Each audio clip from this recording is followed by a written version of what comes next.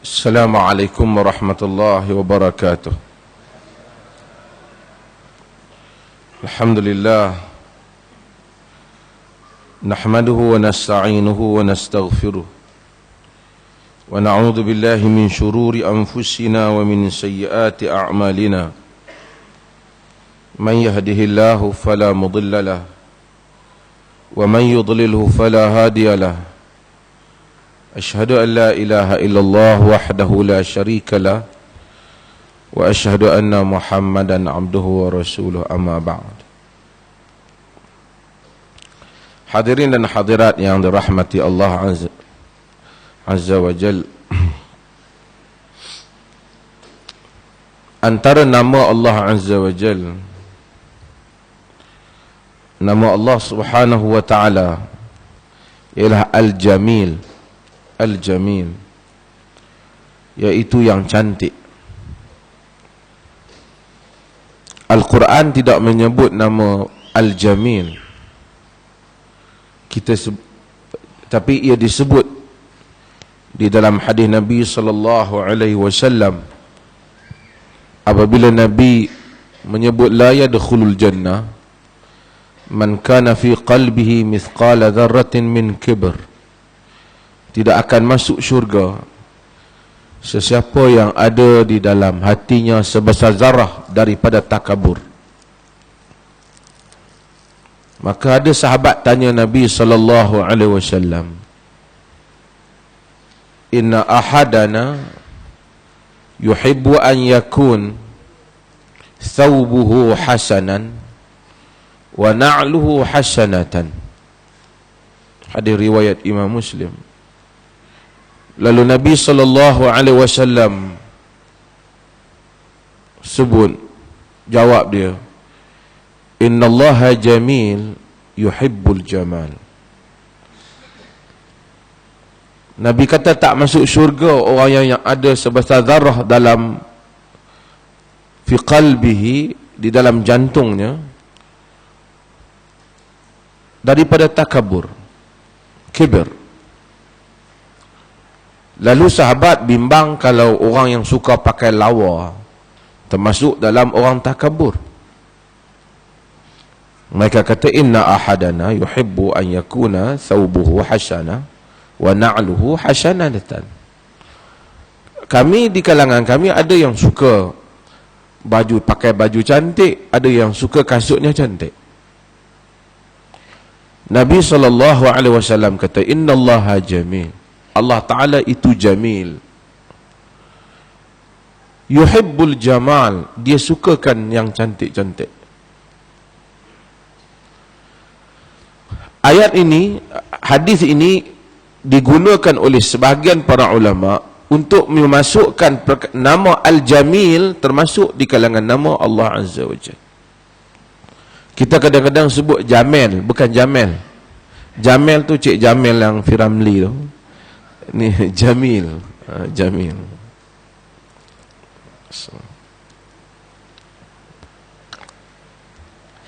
Jamil maksudnya cantik. Allah cantik dan suka yang cantik. Dan kita tahu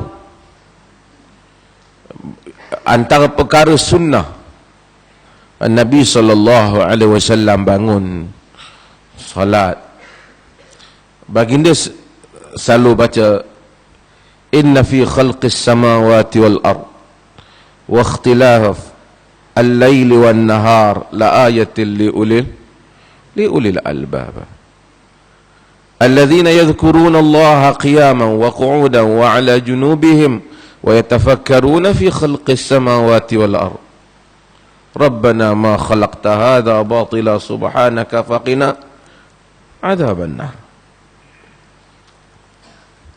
Inna fi khalqis samawati wal ard la ayatin wa ikhtilafil laili wan nahar la ayatin li ulil albab.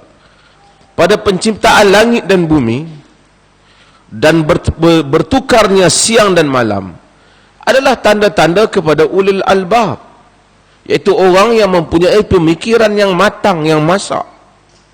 Sebab apa? Pada tanda-tanda itu terlihat keindahan alam. Kalau kita tengok rumah yang buruk, dia tak ada apa-apa tanda yang menarik. Tapi apabila kita tengok rumah yang cantik, mata kita akan terpegun melihatnya. Apabila ulul albab melihat alam, dia kagum. Ulul albab termasuk saintis, para pengkaji, orang agamawan, semua orang yang berfikir. Mungkin alam terlalu luas. Yang melihat langit mengkaji langit, yang melihat pokok mengkaji pokok, yang melihat alam haiwan mengkaji alam haiwan. Ada orang buat kajian tentang semut, boleh buat duit, discovery. Ada yang buat kajian tentang gajah, tentang apa. Kesemuanya ada alam sendiri. Rabbul Alamin. Ada alam yang tersendiri. La ayatil li ulil albab. Tanda-tanda bagi orang yang ulil albab. Begitu juga ikhtilaf al-laili wan nahar. Pertukaran malam dan siang. Kenapa? Karena padanya ada keindahan aturan. Kenapa? Karena Allah jamil. Yuhibbul jamal. Bila kita tengok, yadhkurunallaha qiyaman wa qu'udan wa ala junubihim. Maka orang yang tengok ni apa? Dia ingat Allah. Manusia ni ada lemah dan kurang dia, tetapi dia teringat Allah. Masa berdiri dia teringat, dia ingat. Duduk dia ingat. Tidur dia ingat. Tapi yang penting, dia akan menyebut Rabbana ma khalaqta hadha batila subhanaka faqina azabannar. Wahai Tuhan kami, kau tak ciptakan ini semua sia-sia. Maha suci engkau. Selamatkan kami daripada azab neraka. Sebab apa? Kerana ini suatu nikmat yang besar. Sebab itu disebut sebagai ayat Allah yang makru'ah dan ayat Allah yang manzurah. Ayat Allah yang dibaca dan ayat Allah yang dilihat. Alam keseluruhannya ayat adalah tanda-tanda kebesaran Allah Jalla wa'ala. Kita namakan ayat Quran. Mukjizat para Nabi kita namakan ayat. Sebab apa? Padanya ada tanda-tanda tentang kebenaran kedatangan. Allah kata, alam keseluruhannya ayat. Jadi kalau kira ayat Quran 6,200 lebih je lah. Tapi apabila kira, ada orang kira 6,666, tapi tak apalah, biar dia kira habis. Tapi ayat Allah bukan sekadar 6,200 lebih saja. Ayat Allah yang dilihat lebih daripada itu. Pada jari kita, tangan kita, mata kita, rambut kita, semuanya ada ayat Allah Jalla wa'ala. Orang yang masuk ke dalam lautan, orang yang saintis, orang yang buat kajian tentang sains dan seumpamanya. Maka agama tak mungkin mendatangkan sesuatu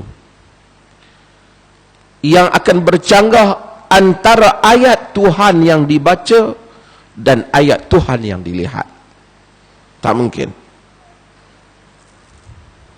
Sebab itu tak mungkin.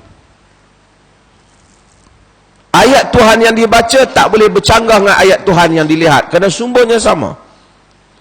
Kalau ada siapa yang tafsirkan Quran bertentangan dengan apa yang berlaku pada realiti alam yang Tuhan ciptakan, maka dia telah menyebabkan iddirab, insidam. Dia telah menyebabkan bertembung ayat-ayat Tuhan. Tak mungkin. Sebab itu menafsirkan nas, mengambil kira soal realiti yang berlaku di dalam alam ini. Realiti yang berlaku. Antara ayat Tuhan, Tuhan jadikan manusia berbagai-bagai latar belakang. Walau sya Allah lahadahum ajma'in. Kalau Allah mahu, Allah boleh bagi semua orang dapat petunjuk, tapi dia tak bagi. Manusia dengan berbagai-bagai pikirannya. Tak mungkin agama datang untuk menghapuskan semua orang kafir. Tak mungkin. Pasal keperbagaian itu sendiri ialah sebahagian daripada penciptaan alam. Yang mana kafir, dia urusan dia dengan Tuhan besok. Tapi manusia memang begitu Tuhan menjadikan. Ada yang boleh terima, ada yang tak boleh terima. Ada yang boleh fikir, ada yang tak boleh fikir. Ada yang latar tertentu.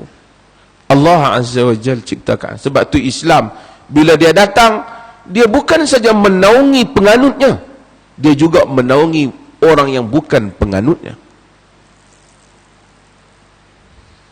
Bayangkan Quran punya banyak ayat kutuk Yahudi pasal penyelewengan mereka, dan hantam Christianity disebabkan kerana penyelewengan mereka. Tapi Allah kata boleh kahwin. Wal muhsanatu minal ladzina utul kitab. Wanita-wanita yang muhsanat di kalangan mereka yang diberikan kitab. Wa ta'amul ladzina utul kitab halal lakum. Makanan ahli kitab halal untuk kamu. Dia yang kata mereka, Allah yang marah mereka pasal menyeleweng kitab.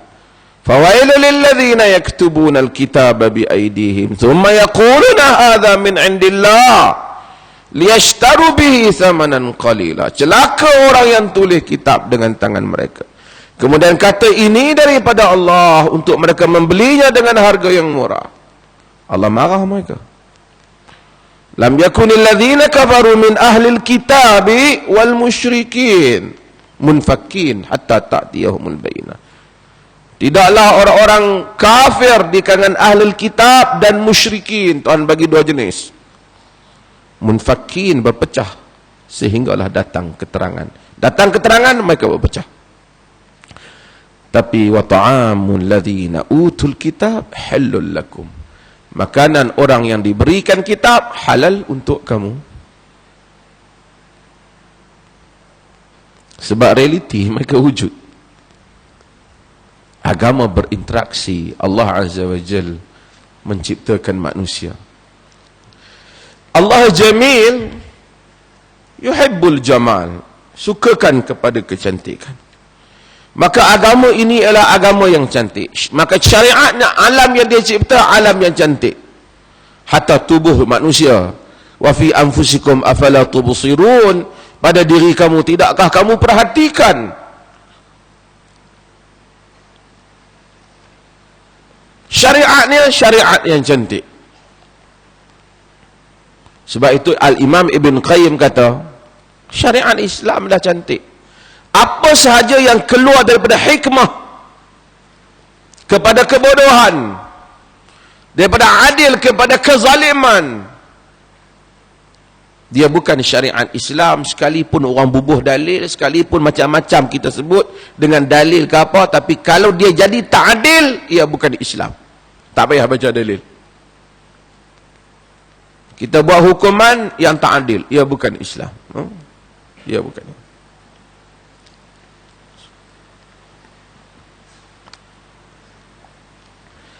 Dan Allah itu sendiri, Allah tu cantik. Tak tahu nak puji Tuhan cantik macam mana. Nabi kata, la uhsi sana'an 'alaika anta kama asnaita 'ala nafsik. Kita ni nak puji Tuhan ni, habis nama Tuhan hak ada ni sebut, boleh sebut tak lepas. Sebab tu dia panggil al-bayanu lillahi, penerangan Quran ni. Tuan-tuan tahu, Quran ni dia punya kecantikan bahasa Arab. Bila orang yang faham bahasa tu, dia baca, dia terasa apa yang di sebalik bahasa.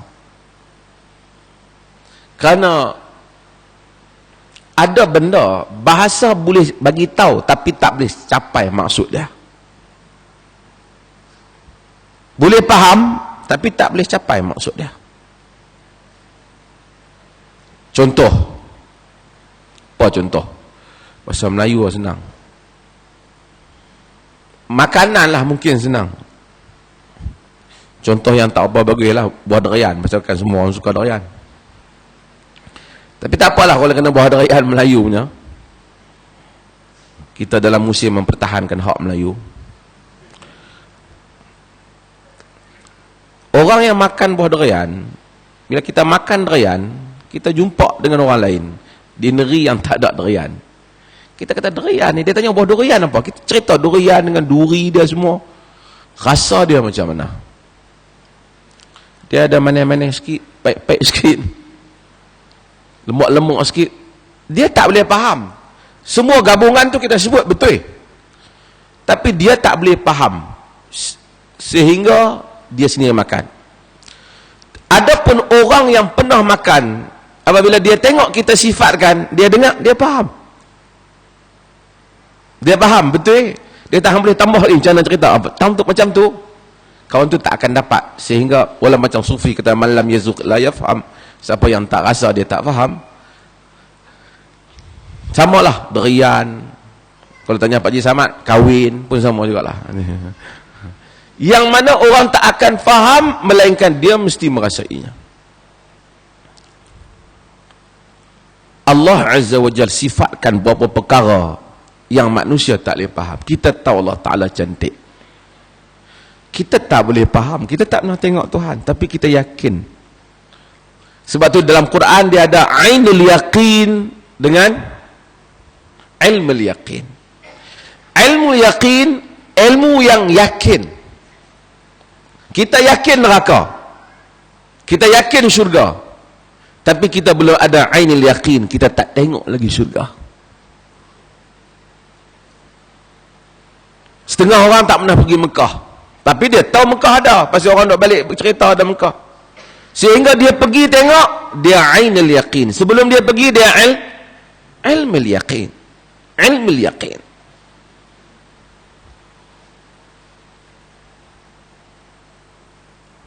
Allah Azza wa Jalla macam-macam ayat Quran turun, tapi untuk nak ayat yang ada di kalangan manusia. Nas Tuhan turun, penyair, ahli puisi, penulis mensifatkan keindahan Tuhan, tapi tidak tercapai dengan zat Tuhan yang maha tinggi. Tapi Nabi simpulkan dengan mudah dalam hadis, la uhsi sana'an 'alaika anta kama aznaita 'ala nafsik. Tidak dapat aku ini menghitung pujian kepadamu. Engkau itu seperti mana yang engkau puji dirimu. Sebab itu makna-makna dalam solat. Bila Nabi bangun, Nabi solat, malam-malam Nabi sujud, Aisyah cari. Aisyah pegang kaki Nabi, Aisyah dengar Nabi baca, Allahumma inni a'udhu biridhaka min saqatik wa bimu'afatika min uqubatik wa bika minka la uhsi sana'an 'alaika anta kama asnaita 'ala nafsik. Sunnah untuk kita baca sujud. Allahumma inni a'udhu biridhaka min sakhatik. Ya Allah, aku berlindung dengan redhamu daripada murkamu. Wa bimu'afatika min uqubatik, dengan afiatmu, kesejahteraanmu daripada hukumanmu. Wabika minka, dengan zatmu daripada tindakanmu. La uhsi sana'an 'alaika, tak dapat aku ini menghitung puji kepadamu. Anta kama asnaita 'ala nafsik, engkau itu seperti mana yang engkau, kama asnaita 'ala nafsik, seperti mana yang engkau puji dirimu. Jamil, Allah Ta'ala cantik. Di dalam hadis Nabi SAW, Nabi ajak, hadis Muslim juga, Nabi ajak kita doa. Wa as'aluka ladzatan nazari ila wajhikal karim wa syauqa ila liqa'ik. Wa as'aluka ladzatan nazari ila wajhikal karim wa syauqa ila liqa'ik. Aku memohon kepadamu ladzatan nazar, kelazatan melihat wajhikal karim, wajahmu yang maha mulia. Sebab nikmat yang paling hebat bagi ahli syurga, nikmat apa? Melihat wajah Allah Jalla wa'ala. Kita sembahyang, kita sujud, kita panggil dia, kita tidak pernah melihat dia. Dia memberi, dia menolong, dia memelihara kita, dia menjauhkan kita, dia menghilangkan duka cita kita. Kita tidak pernah melihat dia. Apabila kita masuk ke syurga, dia janji nak bagi kita tengok dia. Ini nikmat yang paling besar. Siapa yang tak tengok dia, tak dapat, artinya tak dapat nikmat sebagai orang-orang yang berjaya. Nabi doa, wa as'aluka ladzatan nazari ila wajhikal karim. Aku memohon kepadamu kelazatan nazar, kelazatan melihat. Orang manusia ni tak faham lazat melihat, melainkan dia tengok pemandangan, dia rasa syok. Mungkin bila lazat melihat, orang fahamnya lazat apabila lelaki melihat wanita cantik, atau wanita melihat lelaki yang handsome. Tapi lazat yang sebenar melihat ialah lazat melihat wajah Tuhan. Nabi kata, aku memohon kepadamu lazatan nazari ila wajhikal karim, kelazatan melihat wajahmu yang mulia. Mudah-mudahan kita dapat tengok wajah Tuhan. Wa syauqa ila liqa'ik, kerinduan untuk bertemu denganmu. Ini yang disebut dalam hadis Nabi sallallahu alaihi wasallam.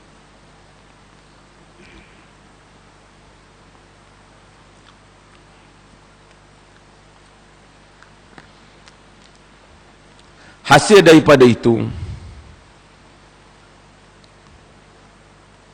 kita sebut nama Tuhan dan kita sebut sifat Tuhan dan apa yang kita manfaat daripada nama Tuhan.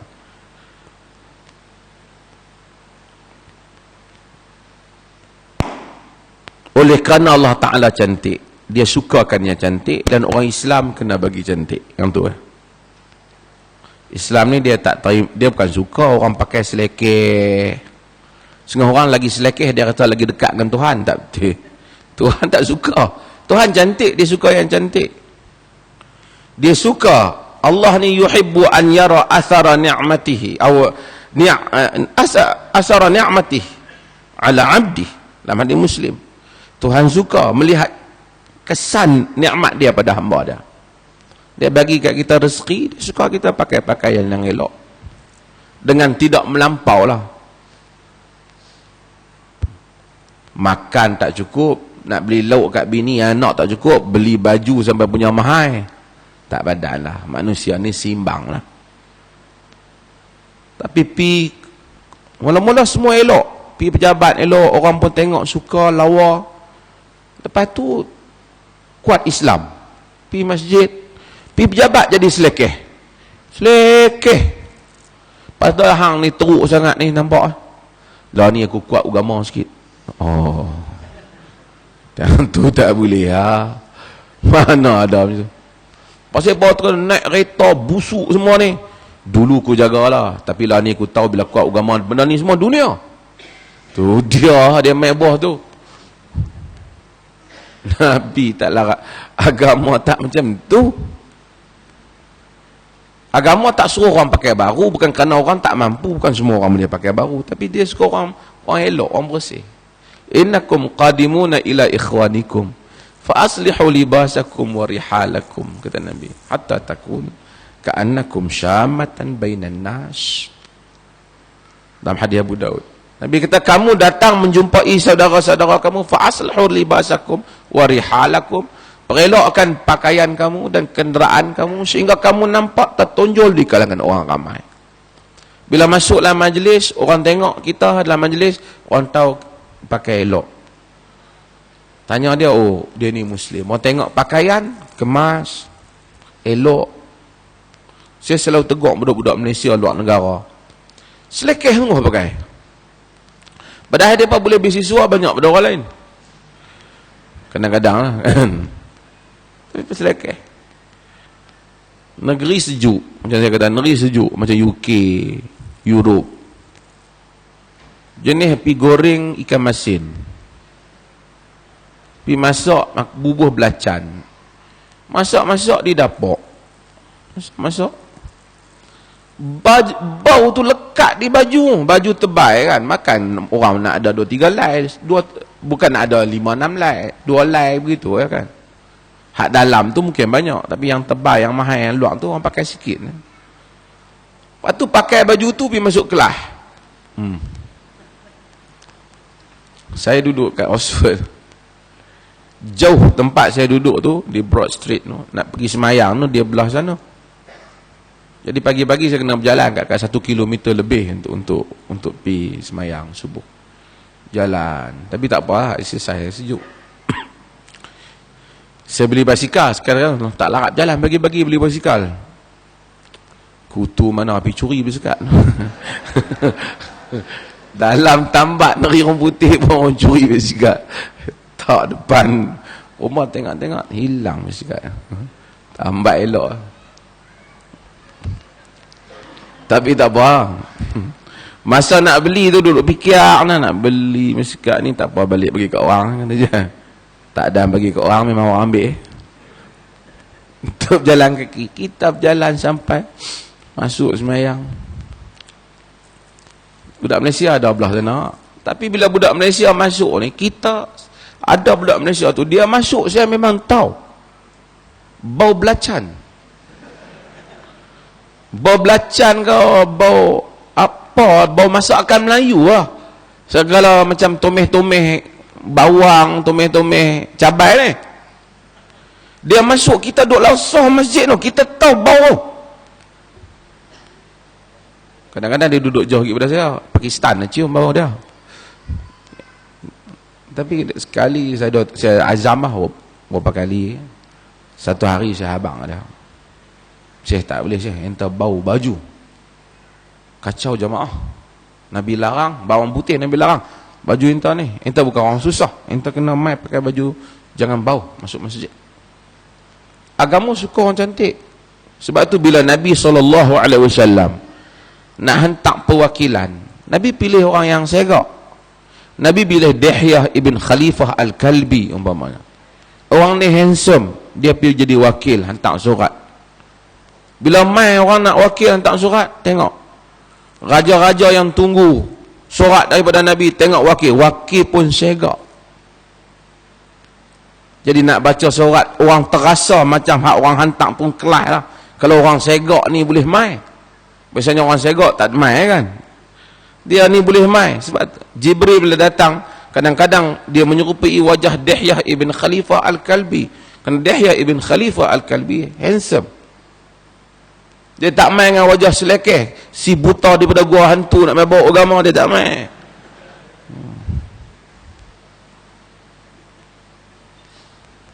Agama bukan suruh kita kaya, bukan semua orang kaya, tapi manusia pakai hak elok.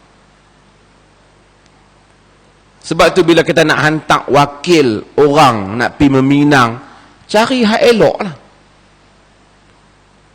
Bukan salah setengah orang memang gigi dah tak ada apa, dia ada kerja dia, tapi bukan kerja pergi meminang. Sebut pun salah kan. Saya nak meminang ni, payah. Kawan tu dengar, ni pak menakan dia ke pak dia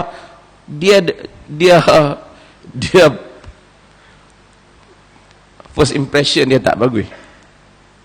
Dia sekali dia rasa tak, kalau dia kenal dah lain lah kan. Sebab tu Nabi suruh sahabat perkemas. Bila sahabat nak balik daripada tentera, nak jumpa balik mai Madinah, Nabi suruh kemaskan diri. Sebab tu dalam Islam dia tak bagi bila tentera Islam sampai, dia tak masuk Madinah pada waktu malam.